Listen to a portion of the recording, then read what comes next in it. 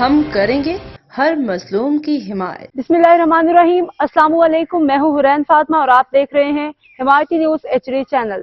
نظر ڈالتے ہیں آج کی اہم خبروں پر۔ کراچی ضلع ملیر بھینس کالونی حاجی محمود گوٹ میں سیوریج لائن کا کام جاری۔ کراچی کے ضلع ملیر کے علاقے بھینس کالونی حاجی محمود گوٹ میں سیوریج لائن کا کام تیزی سے جاری ہے، جس پہ علاقہ مکینوں نے خوشی اور اطمینان کا اظہار کیا ہے۔ عوام کا کہنا ہے کہ وہ اللہ تعالیٰ کے شکر گزار ہیں کہ آج انہیں بنیادی سہولتیں میسر ہو رہی ہیں۔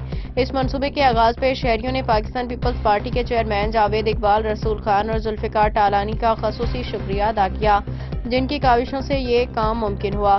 علاقہ مکینوں کا کہنا ہے کہ پیپلز پارٹی کے نمائندے ہمیشہ عوامی مسائل کے حل کے لیے سرگرم رہے ہیں اور یہ منصوبہ بھی اسی عوامی خدمت کا تسلسل ہے۔ اس موقع پہ جاوید اقبال نے کہا کہ کراچی کے مختلف علاقوں خصوصاً UC کیٹل کالونی میں پیپلز پارٹی نے ہمیشہ ترقیاتی کام کروائے ہیں اور آج بھی جو کام ہو رہا ہے وہ پارٹی کے عوامی خدمت کے عزم کی عکاسی کرتا ہے۔